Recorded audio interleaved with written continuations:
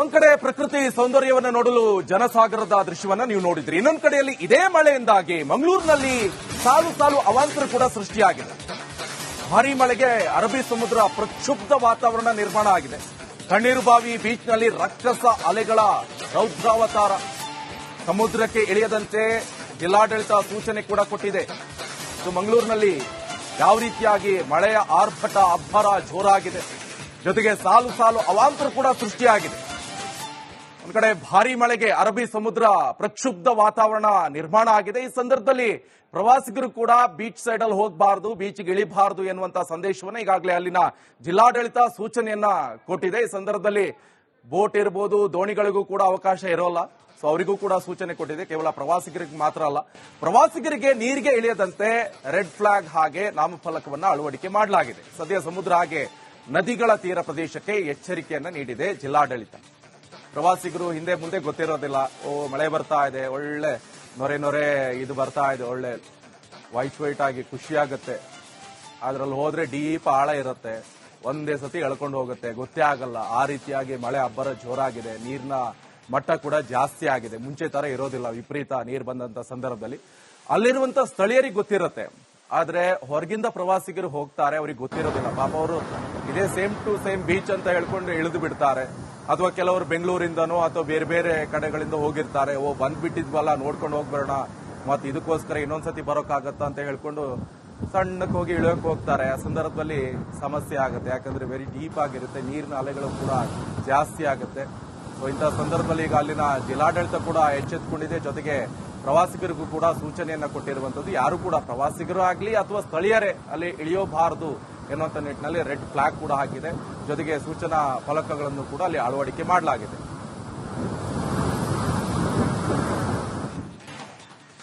ಒಂದ್ ಕಡೆ ಪ್ರಕೃತಿ ಸೌಂದರ್ಯವನ್ನ ನೋಡಲು ಜನಸಾಗರದ ದೃಶ್ಯವನ್ನ ನೀವು ನೋಡಿದ್ರಿ. ಇನ್ನೊಂದ್ ಕಡೆಯಲ್ಲಿ ಇದೇ ಮಳೆಯಿಂದಾಗಿ ಮಂಗಳೂರಿನಲ್ಲಿ ಸಾಲು ಸಾಲು ಅವಾಂತರ ಕೂಡ ಸೃಷ್ಟಿಯಾಗಿದೆ. ಭಾರೀ ಮಳೆಗೆ ಅರಬ್ಬಿ ಸಮುದ್ರ ಪ್ರಕ್ಷುಬ್ಧ ವಾತಾವರಣ ನಿರ್ಮಾಣ ಆಗಿದೆ. ಕಣ್ಣೀರುಬಾವಿ ಬೀಚ್ನಲ್ಲಿ ರಾಕ್ಷಸ ಅಲೆಗಳ ರೌದ್ರಾವತಾರ. ಸಮುದ್ರಕ್ಕೆ ಇಳಿಯದಂತೆ ಜಿಲ್ಲಾಡಳಿತ ಸೂಚನೆ ಕೂಡ ಕೊಟ್ಟಿದೆ. ಮಂಗಳೂರಿನಲ್ಲಿ ಯಾವ ರೀತಿಯಾಗಿ ಮಳೆಯ ಆರ್ಭಟ ಅಬ್ಬರ ಜೋರಾಗಿದೆ, ಜೊತೆಗೆ ಸಾಲು ಸಾಲು ಅವಾಂತರ ಕೂಡ ಸೃಷ್ಟಿಯಾಗಿದೆ.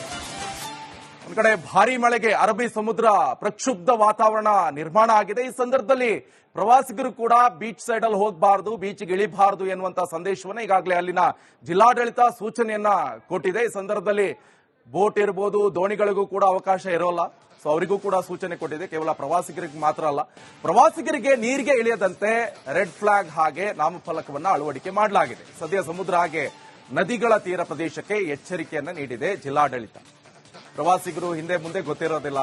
ಮಳೆ ಬರ್ತಾ ಇದೆ, ಒಳ್ಳೆ ನೊರೆ ನೊರೆ ಇದು ಬರ್ತಾ ಇದೆ, ಒಳ್ಳೆ ವೈಟ್ ಆಗಿ ಖುಷಿಯಾಗತ್ತೆ.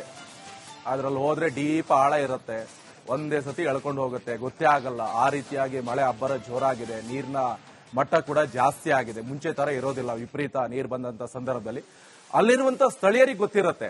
ಆದ್ರೆ ಹೊರಗಿಂದ ಪ್ರವಾಸಿಗರು ಹೋಗ್ತಾರೆ, ಅವ್ರಿಗೆ ಗೊತ್ತಿರೋದಿಲ್ಲ. ಪಾಪ ಅವರು ಇದೇ ಸೇಮ್ ಟು ಸೇಮ್ ಬೀಚ್ ಅಂತ ಹೇಳ್ಕೊಂಡು ಇಳಿದು ಬಿಡ್ತಾರೆ.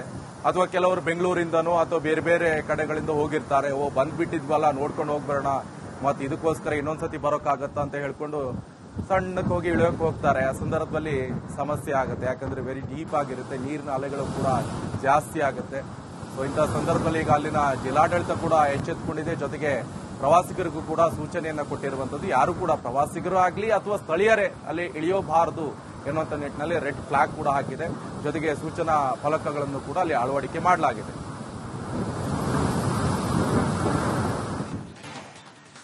ಒಂದ್ ಕಡೆ ಪ್ರಕೃತಿ ಸೌಂದರ್ಯವನ್ನ ನೋಡಲು ಜನಸಾಗರದ ದೃಶ್ಯವನ್ನ ನೀವು ನೋಡಿದ್ರಿ. ಇನ್ನೊಂದ್ ಕಡೆಯಲ್ಲಿ ಇದೇ ಮಳೆಯಿಂದಾಗಿ ಮಂಗಳೂರಿನಲ್ಲಿ ಸಾಲು ಸಾಲು ಅವಾಂತರ ಕೂಡ ಸೃಷ್ಟಿಯಾಗಿದೆ. ಭಾರೀ ಮಳೆಗೆ ಅರಬ್ಬಿ ಸಮುದ್ರ ಪ್ರಕ್ಷುಬ್ಧ ವಾತಾವರಣ ನಿರ್ಮಾಣ ಆಗಿದೆ. ಕಣ್ಣೀರುಬಾವಿ ಬೀಚ್ನಲ್ಲಿ ರಾಕ್ಷಸ ಅಲೆಗಳ ರೌದ್ರಾವತಾರ. ಸಮುದ್ರಕ್ಕೆ ಇಳಿಯದಂತೆ ಜಿಲ್ಲಾಡಳಿತ ಸೂಚನೆ ಕೂಡ ಕೊಟ್ಟಿದೆ. ಮಂಗಳೂರಿನಲ್ಲಿ ಯಾವ ರೀತಿಯಾಗಿ ಮಳೆಯ ಆರ್ಭಟ ಅಬ್ಬರ ಜೋರಾಗಿದೆ, ಜೊತೆಗೆ ಸಾಲು ಸಾಲು ಅವಾಂತರ ಕೂಡ ಸೃಷ್ಟಿಯಾಗಿದೆ. ಒಂದ್ ಕಡೆ ಭಾರೀ ಮಳೆಗೆ ಅರಬ್ಬಿ ಸಮುದ್ರ ಪ್ರಕ್ಷುಬ್ಧ ವಾತಾವರಣ ನಿರ್ಮಾಣ ಆಗಿದೆ. ಈ ಸಂದರ್ಭದಲ್ಲಿ ಪ್ರವಾಸಿಗರು ಕೂಡ ಬೀಚ್ ಸೈಡ್ ಅಲ್ಲಿ ಹೋಗಬಾರದು, ಬೀಚ್ಗೆ ಇಳಿಬಾರದು ಎನ್ನುವಂತ ಸಂದೇಶವನ್ನ ಈಗಾಗಲೇ ಅಲ್ಲಿನ ಜಿಲ್ಲಾಡಳಿತ ಸೂಚನೆಯನ್ನ ಕೊಟ್ಟಿದೆ. ಈ ಸಂದರ್ಭದಲ್ಲಿ ಬೋಟ್ ಇರಬಹುದು, ದೋಣಿಗಳಿಗೂ ಕೂಡ ಅವಕಾಶ ಇರೋಲ್ಲ. ಸೊ ಅವರಿಗೂ ಕೂಡ ಸೂಚನೆ ಕೊಟ್ಟಿದೆ. ಕೇವಲ ಪ್ರವಾಸಿಗರಿಗೆ ಮಾತ್ರ ಅಲ್ಲ, ಪ್ರವಾಸಿಗರಿಗೆ ನೀರಿಗೆ ಇಳಿಯದಂತೆ ರೆಡ್ ಫ್ಲಾಗ್ ಹಾಗೆ ನಾಮಫಲಕವನ್ನ ಅಳವಡಿಕೆ ಮಾಡಲಾಗಿದೆ. ಸದ್ಯ ಸಮುದ್ರ ಹಾಗೆ ನದಿಗಳ ತೀರ ಪ್ರದೇಶಕ್ಕೆ ಎಚ್ಚರಿಕೆಯನ್ನ ನೀಡಿದೆ ಜಿಲ್ಲಾಡಳಿತ. ಪ್ರವಾಸಿಗರು ಹಿಂದೆ ಮುಂದೆ ಗೊತ್ತಿರೋದಿಲ್ಲ, ಮಳೆ ಬರ್ತಾ ಇದೆ, ಒಳ್ಳೆ ನೊರೆ ಇದು ಬರ್ತಾ ಇದೆ, ಒಳ್ಳೆ ವೈಟ್ ಆಗಿ ಖುಷಿಯಾಗತ್ತೆ. ಅದ್ರಲ್ಲಿ ಹೋದ್ರೆ ಡೀಪ್ ಆಳ ಇರುತ್ತೆ, ಒಂದೇ ಸತಿ ಎಳ್ಕೊಂಡು ಹೋಗುತ್ತೆ, ಗೊತ್ತೇ ಆಗಲ್ಲ. ಆ ರೀತಿಯಾಗಿ ಮಳೆ ಅಬ್ಬರ ಜೋರಾಗಿದೆ, ನೀರಿನ ಮಟ್ಟ ಕೂಡ ಜಾಸ್ತಿ ಆಗಿದೆ. ಮುಂಚೆ ತರ ಇರೋದಿಲ್ಲ, ವಿಪರೀತ ನೀರು ಬಂದಂತ ಸಂದರ್ಭದಲ್ಲಿ ಅಲ್ಲಿರುವಂತ ಸ್ಥಳೀಯರಿಗೆ ಗೊತ್ತಿರುತ್ತೆ. ಆದ್ರೆ ಹೊರಗಿಂದ ಪ್ರವಾಸಿಗರು ಹೋಗ್ತಾರೆ, ಅವ್ರಿಗೆ ಗೊತ್ತಿರೋದಿಲ್ಲ. ಪಾಪ ಅವರು ಇದೇ ಸೇಮ್ ಟು ಸೇಮ್ ಬೀಚ್ ಅಂತ ಹೇಳ್ಕೊಂಡು ಇಳಿದು ಬಿಡ್ತಾರೆ. ಅಥವಾ ಕೆಲವರು ಬೆಂಗಳೂರಿಂದನೋ ಅಥವಾ ಬೇರೆ ಬೇರೆ ಕಡೆಗಳಿಂದ ಹೋಗಿರ್ತಾರೆ. ಬಂದ್ಬಿಟ್ಟಿದ್ವಲ್ಲ, ನೋಡ್ಕೊಂಡು ಹೋಗ್ಬರೋಣ, ಮತ್ತೆ ಇದಕ್ಕೋಸ್ಕರ ಇನ್ನೊಂದ್ಸತಿ ಬರೋಕ್ಕಾಗತ್ತಾ ಅಂತ ಹೇಳ್ಕೊಂಡು ಸಣ್ಣಕ್ಕೆ ಹೋಗಿ ಇಳಿಯೋಕೆ ಹೋಗ್ತಾರೆ. ಆ ಸಂದರ್ಭದಲ್ಲಿ ಸಮಸ್ಯೆ ಆಗುತ್ತೆ, ಯಾಕಂದ್ರೆ ವೆರಿ ಡೀಪ್ ಆಗಿರುತ್ತೆ, ನೀರಿನ ಅಲೆಗಳು ಕೂಡ ಜಾಸ್ತಿ ಆಗುತ್ತೆ. ಸೊ ಇಂತಹ ಸಂದರ್ಭದಲ್ಲಿ ಈಗ ಅಲ್ಲಿನ ಜಿಲ್ಲಾಡಳಿತ ಕೂಡ ಎಚ್ಚೆತ್ತುಕೊಂಡಿದೆ. ಜೊತೆಗೆ ಪ್ರವಾಸಿಗರಿಗೂ ಕೂಡ ಸೂಚನೆಯನ್ನ ಕೊಟ್ಟಿರುವಂತದ್ದು, ಯಾರು ಕೂಡ ಪ್ರವಾಸಿಗರು ಆಗ್ಲಿ ಅಥವಾ ಸ್ಥಳೀಯರೇ ಅಲ್ಲಿ ಇಳಿಯಬಾರದು ಎನ್ನುವಂತ ನಿಟ್ಟಿನಲ್ಲಿ ರೆಡ್ ಫ್ಲಾಗ್ ಕೂಡ ಹಾಕಿದೆ. ಜೊತೆಗೆ ಸೂಚನಾ ಫಲಕಗಳನ್ನು ಕೂಡ ಅಲ್ಲಿ ಅಳವಡಿಕೆ ಮಾಡಲಾಗಿದೆ.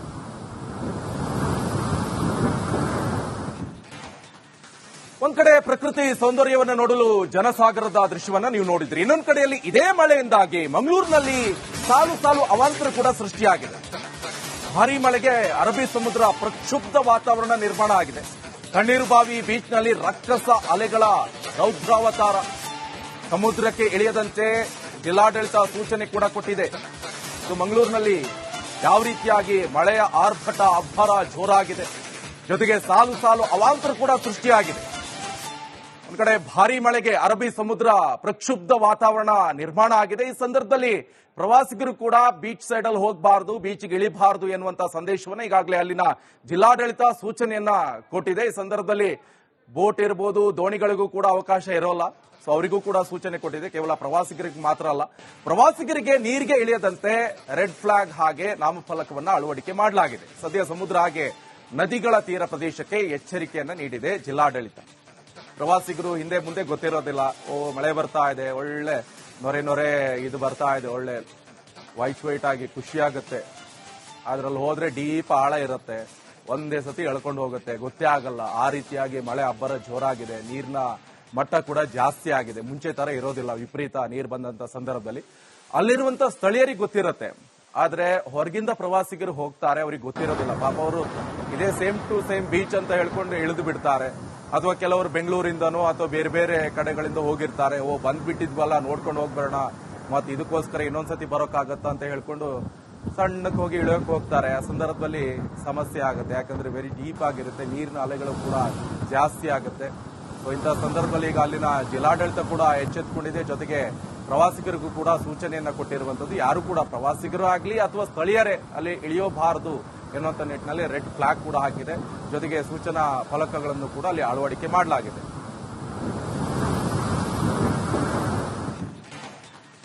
ಒಂದ್ ಕಡೆ ಪ್ರಕೃತಿ ಸೌಂದರ್ಯವನ್ನು ನೋಡಲು ಜನಸಾಗರದ ದೃಶ್ಯವನ್ನ ನೀವು ನೋಡಿದ್ರಿ. ಇನ್ನೊಂದ್ ಕಡೆಯಲ್ಲಿ ಇದೇ ಮಳೆಯಿಂದಾಗಿ ಮಂಗಳೂರಿನಲ್ಲಿ ಸಾಲು ಸಾಲು ಅವಾಂತರ ಕೂಡ ಸೃಷ್ಟಿಯಾಗಿದೆ. ಭಾರೀ ಮಳೆಗೆ ಅರಬ್ಬಿ ಸಮುದ್ರ ಪ್ರಕ್ಷುಬ್ಧ ವಾತಾವರಣ ನಿರ್ಮಾಣ ಆಗಿದೆ. ತಣ್ಣೀರುಬಾವಿ ಬೀಚ್ನಲ್ಲಿ ರಕ್ಕಸ ಅಲೆಗಳ ರೌದ್ರಾವತಾರ. ಸಮುದ್ರಕ್ಕೆ ಇಳಿಯದಂತೆ ಜಿಲ್ಲಾಡಳಿತ ಸೂಚನೆ ಕೂಡ ಕೊಟ್ಟಿದೆ. ಮಂಗಳೂರಿನಲ್ಲಿ ಯಾವ ರೀತಿಯಾಗಿ ಮಳೆಯ ಆರ್ಭಟ ಅಬ್ಬರ ಜೋರಾಗಿದೆ. ಜೊತೆಗೆ ಸಾಲು ಸಾಲು ಅವಾಂತರ ಕೂಡ ಸೃಷ್ಟಿಯಾಗಿದೆ. ಒಂದ್ ಕಡೆ ಭಾರೀ ಮಳೆಗೆ ಅರಬ್ಬಿ ಸಮುದ್ರ ಪ್ರಕ್ಷುಬ್ಧ ವಾತಾವರಣ ನಿರ್ಮಾಣ ಆಗಿದೆ. ಈ ಸಂದರ್ಭದಲ್ಲಿ ಪ್ರವಾಸಿಗರು ಕೂಡ ಬೀಚ್ ಸೈಡ್ ಅಲ್ಲಿ ಹೋಗಬಾರದು, ಬೀಚ್ಗೆ ಇಳಿಬಾರದು ಎನ್ನುವಂತ ಸಂದೇಶವನ್ನ ಈಗಾಗಲೇ ಅಲ್ಲಿನ ಜಿಲ್ಲಾಡಳಿತ ಸೂಚನೆಯನ್ನ ಕೊಟ್ಟಿದೆ. ಈ ಸಂದರ್ಭದಲ್ಲಿ ಬೋಟ್ ಇರಬಹುದು, ದೋಣಿಗಳಿಗೂ ಕೂಡ ಅವಕಾಶ ಇರೋಲ್ಲ. ಸೊ ಅವರಿಗೂ ಕೂಡ ಸೂಚನೆ ಕೊಟ್ಟಿದೆ. ಕೇವಲ ಪ್ರವಾಸಿಗರಿಗೆ ಮಾತ್ರ ಅಲ್ಲ, ಪ್ರವಾಸಿಗರಿಗೆ ನೀರಿಗೆ ಇಳಿಯದಂತೆ ರೆಡ್ ಫ್ಲಾಗ್ ಹಾಗೆ ನಾಮಫಲಕವನ್ನ ಅಳವಡಿಕೆ ಮಾಡಲಾಗಿದೆ. ಸದ್ಯ ಸಮುದ್ರ ಹಾಗೆ ನದಿಗಳ ತೀರ ಪ್ರದೇಶಕ್ಕೆ ಎಚ್ಚರಿಕೆಯನ್ನ ನೀಡಿದೆ ಜಿಲ್ಲಾಡಳಿತ. ಪ್ರವಾಸಿಗರು ಹಿಂದೆ ಮುಂದೆ ಗೊತ್ತಿರೋದಿಲ್ಲ, ಮಳೆ ಬರ್ತಾ ಇದೆ, ಒಳ್ಳೆ ನೊರೆ ಇದು ಬರ್ತಾ ಇದೆ, ಒಳ್ಳೆ ವೈಟ್ ಆಗಿ ಖುಷಿಯಾಗತ್ತೆ. ಅದ್ರಲ್ಲಿ ಹೋದ್ರೆ ಡೀಪ್ ಆಳ ಇರುತ್ತೆ, ಒಂದೇ ಸತಿ ಎಳ್ಕೊಂಡು ಹೋಗುತ್ತೆ, ಗೊತ್ತೇ ಆಗಲ್ಲ. ಆ ರೀತಿಯಾಗಿ ಮಳೆ ಅಬ್ಬರ ಜೋರಾಗಿದೆ, ನೀರಿನ ಮಟ್ಟ ಕೂಡ ಜಾಸ್ತಿ ಆಗಿದೆ. ಮುಂಚೆ ತರ ಇರೋದಿಲ್ಲ, ವಿಪರೀತ ನೀರು ಬಂದಂತ ಸಂದರ್ಭದಲ್ಲಿ ಅಲ್ಲಿರುವಂತ ಸ್ಥಳೀಯರಿಗೆ ಗೊತ್ತಿರುತ್ತೆ. ಆದ್ರೆ ಹೊರಗಿಂದ ಪ್ರವಾಸಿಗರು ಹೋಗ್ತಾರೆ, ಅವ್ರಿಗೆ ಗೊತ್ತಿರೋದಿಲ್ಲ. ಪಾಪ ಅವರು ಇದೇ ಸೇಮ್ ಟು ಸೇಮ್ ಬೀಚ್ ಅಂತ ಹೇಳ್ಕೊಂಡು ಇಳಿದು ಬಿಡ್ತಾರೆ. ಅಥವಾ ಕೆಲವರು ಬೆಂಗಳೂರಿಂದನೋ ಅಥವಾ ಬೇರೆ ಬೇರೆ ಕಡೆಗಳಿಂದ ಹೋಗಿರ್ತಾರೆ. ಬಂದ್ಬಿಟ್ಟಿದ್ವಲ್ಲ, ನೋಡ್ಕೊಂಡು ಹೋಗ್ಬರೋಣ, ಮತ್ತೆ ಇದಕ್ಕೋಸ್ಕರ ಇನ್ನೊಂದ್ಸತಿ ಬರೋಕ್ಕಾಗತ್ತಾ ಅಂತ ಹೇಳ್ಕೊಂಡು ಸಣ್ಣಕ್ಕೆ ಹೋಗಿ ಇಳಿಯೋಕೆ ಹೋಗ್ತಾರೆ. ಆ ಸಂದರ್ಭದಲ್ಲಿ ಸಮಸ್ಯೆ ಆಗುತ್ತೆ, ಯಾಕಂದ್ರೆ ವೆರಿ ಡೀಪ್ ಆಗಿರುತ್ತೆ, ನೀರಿನ ಅಲೆಗಳು ಕೂಡ ಜಾಸ್ತಿ ಆಗುತ್ತೆ. ಸೊ ಇಂತಹ ಸಂದರ್ಭದಲ್ಲಿ ಈಗ ಅಲ್ಲಿನ ಜಿಲ್ಲಾಡಳಿತ ಕೂಡ ಎಚ್ಚೆತ್ತುಕೊಂಡಿದೆ. ಜೊತೆಗೆ ಪ್ರವಾಸಿಗರಿಗೂ ಕೂಡ ಸೂಚನೆಯನ್ನ ಕೊಟ್ಟಿರುವಂತದ್ದು, ಯಾರು ಕೂಡ ಪ್ರವಾಸಿಗರು ಆಗ್ಲಿ ಅಥವಾ ಸ್ಥಳೀಯರೇ ಅಲ್ಲಿ ಇಳಿಯೋಬಾರದು ಎನ್ನುವಂತ ನಿಟ್ಟಿನಲ್ಲಿ ರೆಡ್ ಫ್ಲಾಗ್ ಕೂಡ ಹಾಕಿದೆ. ಜೊತೆಗೆ ಸೂಚನಾ ಫಲಕಗಳನ್ನು ಕೂಡ ಅಲ್ಲಿ ಅಳವಡಿಕೆ ಮಾಡಲಾಗಿದೆ.